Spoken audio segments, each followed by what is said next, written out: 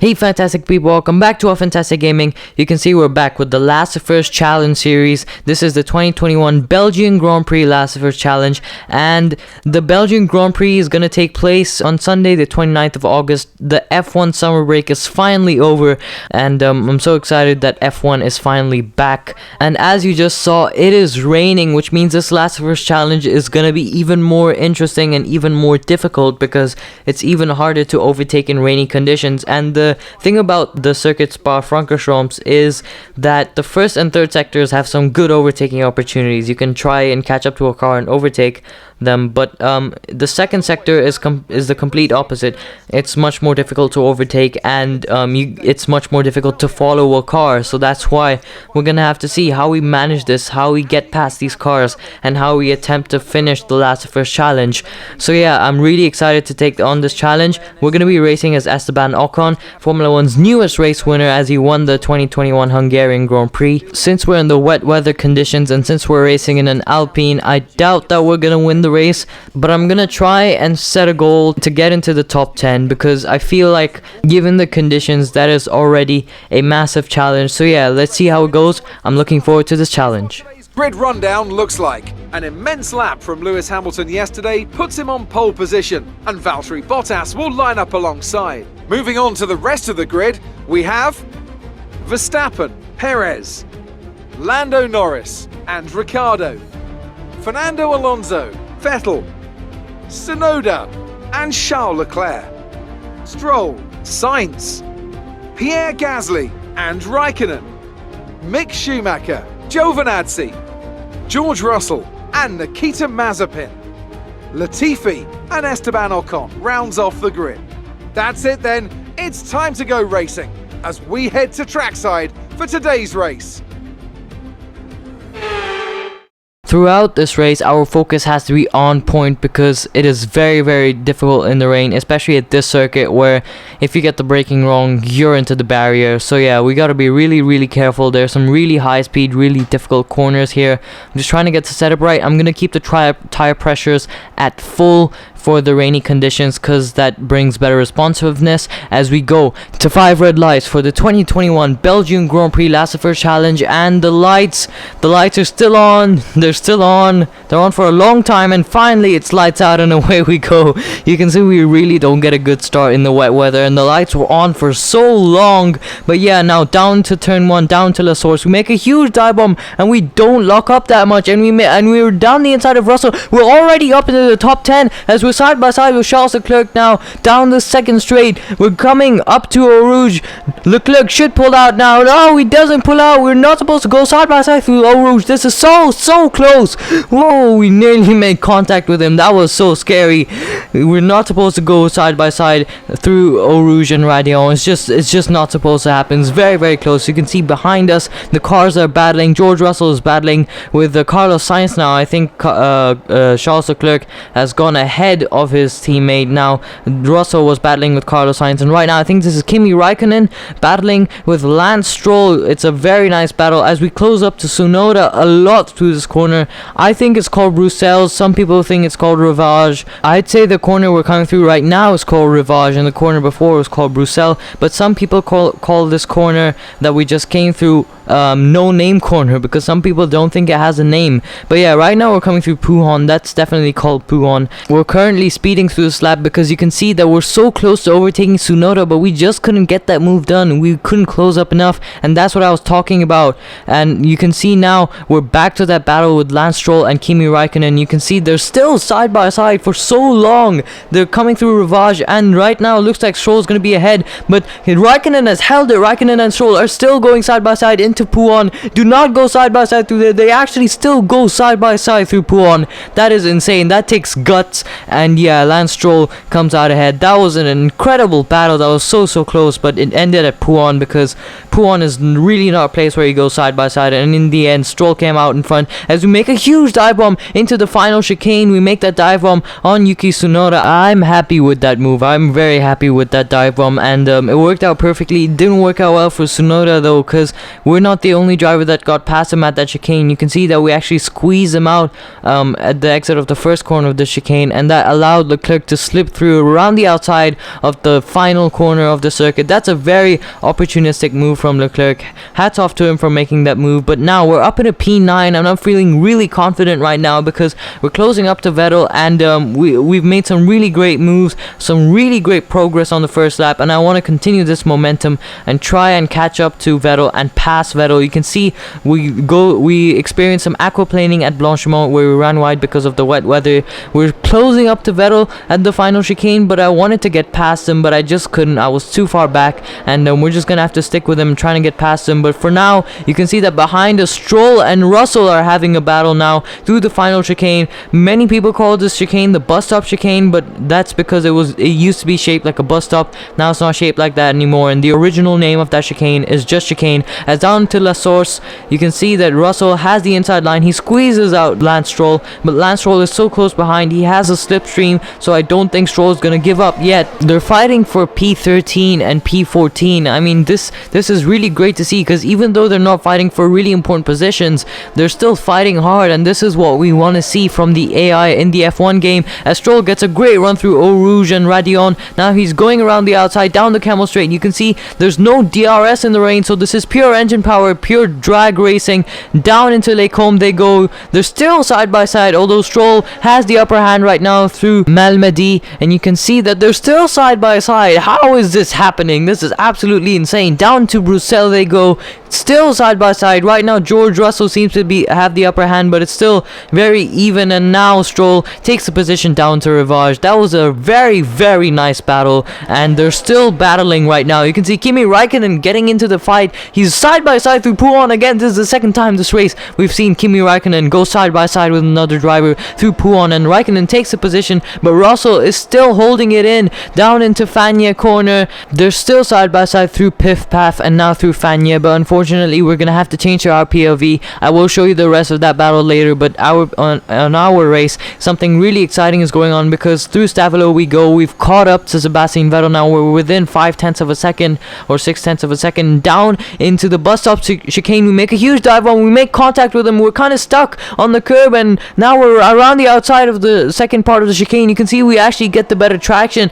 I didn't want to pass him this way. I wanted to make a fair overtake, but then he kind of squished us onto the apex of the corner. We had no choice to make a bit of contact with him. Luckily we have no damage, but we are ahead of him now. We're up in a P8, and yeah, that was a bit of a panic there, because I was kind of stuck at the apex of the corner. I had nowhere to go, and this is the rest of that Russell Raikkonen battle. You can see through Campus corner they're still side by side, but Raikkonen trying to make a move around the outside, but Russell is keeping his nose in there, and through Stavilo corner. That is such a high risk corner. You could easily spin out or make a mistake at the exit, but they're still side by side up through the Cube Paul Frere corner, and now through Blanchimont. They're still side by side. This is an incredible battle. I cannot believe that this is happening. I am so happy that the AI are battling so hard down to the bus stop chicane. It looks like Russell might come ahead, but down now Raikkonen has the inside line. It's all about a drag race and who gets the better traction, and it looks like George Russell has kept the position despite all of that fighting,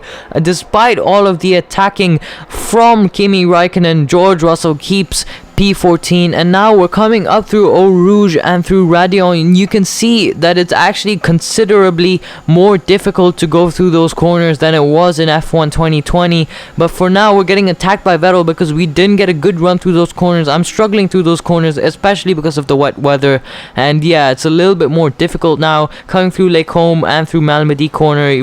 We did pretty well actually, and we pulled a little bit of a gap to Vettel, so we did really nicely through those corners. Through the braking zone corners really we're doing pretty nice, and we're catching up to our teammate Fernando Alonso. You can see he is only 1.1 seconds ahead of us, so we can easily catch up that gap like we did with Sebastian Vettel. We're at the end of lap number 4 now, and coming down into the bus stop chicane I experienced some aquaplaning again. This is very, very difficult. I'm so close behind Alonso, but I want to get past him and I just can't because there's so very little grip here. We're just gonna have to be more patient and get a really good run through these corners. You can see that we've pulled a little bit of a gap to Sebastian Vettel behind, so now I'm purely focusing on catching Fernando Alonso and getting past him. And we are experiencing dirty air, by the way, because we're so close to him that we are getting hit by some of the dirty air. But I'm really enjoying this race, you know. I hope you guys are enjoying this video as much as I'm enjoying this race, because we're really getting the flow through these corners. And through Pouhon we get a great run. We're within half a second of Fernando Alonso. We're just catching up to him, getting the braking zones right, hitting the curbs, which by the way we can do because my setup is optimized for curbs and for, you know, the circuit. And we're so close to him now, coming through Campus Corner. We're just trying to get a good exit, coming through Stavolo now. We definitely get a good exit through here using overtake mode as we usually do. Actually, we get a little bit of a squirm on the rear end at the second phase of the exit of Stavolo, coming through the Paul Frere corner. And now we're coming through Blanchimont, where we do experience a little bit of aquaplaning, but it's not as bad as it was before. And down to the bus stop chicane. Can I make a dive bomb? No, I'm too far away. I decide to optimize my exit out of this chicane so that I can try and move down to La Source. We get the power down. You can see it's a mediocre exit. It's not as good as I was hoping it would be. We have plenty of overtake mode down the Spain straight, down to turn 1. Can we make the move? Yes, we can. We're locking up. We make contact with Fernando Alonso. A bit of wheel banging there, but at the exit of the corner we get a very good traction. We get some very good traction, and that was a very nice overtake. The overtake is complete. You can see it was a struggle. I mean, we were going through those corners. We were trying to get past him, and finally down to La Source at the beginning of lap number 5. We did at the beginning of lap number 6, I think we did get past him. And yeah, even through Eau Rouge we struggle even more this time. We're barely keeping it on the track, and Alonso, he's coming back at us. He goes down the inside of Camel Corner, down the Camel Straight. We're using the slipstream, using the overtake mode to try and get back past him down to Lake Combe, and braking hard now down to Lake Combe. We actually lock up a little. He does a bit of a switchback and tries to get past us again, but he doesn't get past us. We're in sector 2 now, but so the battle is over. But that was a very nice battle with our teammate. It was very close, and I feel like in real life teams, F1 teams wouldn't allow their drivers to race this closely, because we nearly made contact. We made contact at turn 1 at La Source. We definitely made contact, and coming through Lake Home we nearly made contact. So that's why I feel like that would not happen in real life. The teams wouldn't allow it. They would say don't race, and if the driver behind was faster than his teammate who was ahead of him, then the team would have let the driver behind pass. So that's how team orders works in Formula 1. You can see that we've easily created a gap to Alonso behind. So now I'm going to try and chase after Ricardo, but it is a very big gap ahead. That's 4.5 seconds, which turns to 5 seconds at the beginning of lap number 7. We're not gaining any time on Ricardo. We're gaining time on Alonso, but Ricardo's really far ahead. I mean, when we spent so long trying to catch up to Alonso and trying to get past Alonso that that Ricardo just pulled away. He pulled a big gap, and Alonso wasn't able to stick with Ricardo. And yeah, I mean, we're losing time to Ricardo now. We're gaining a lot of time to Alonso, by the way. We were really stuck behind Alonso because Alonso is really struggling. He's really slow. He's nearly been passed by Vettel. You can see that Vettel is so close behind our teammate, but Alonso is just not gaining any time. He's very slow. We're actually gaining time on the car ahead in the corners, but when we come to like sector 1 and sector 3, we're just not gaining enough time. We're losing way too much time,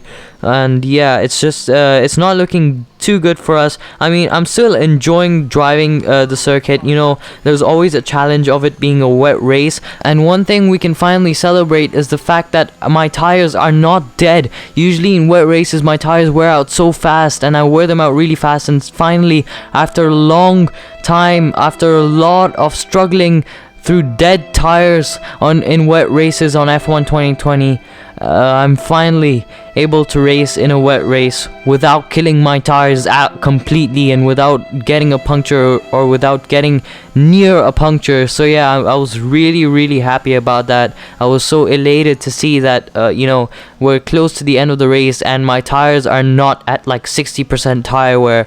So yeah, that just motivated me.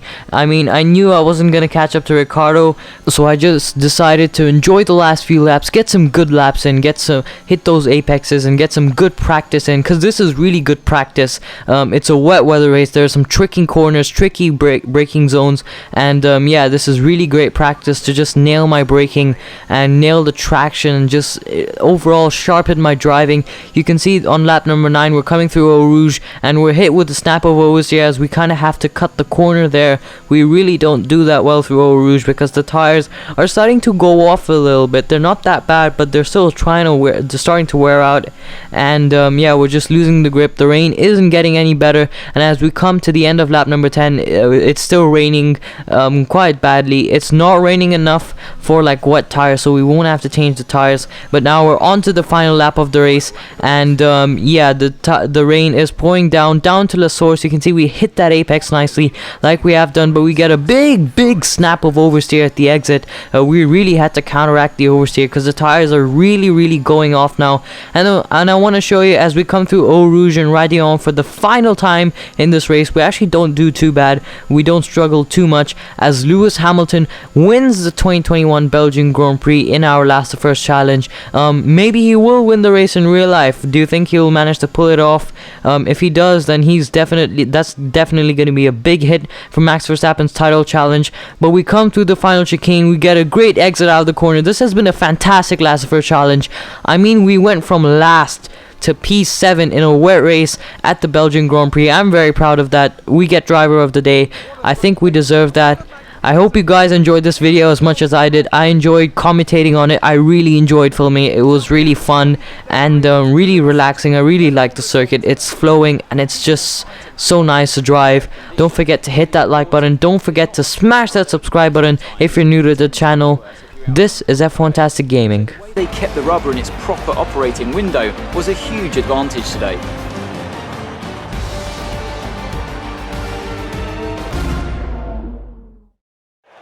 So after a magnificent race, we can now see the drivers making their way to the podium. Once again, it's the Silver Arrows who take top spot, a well-earned victory for Mercedes.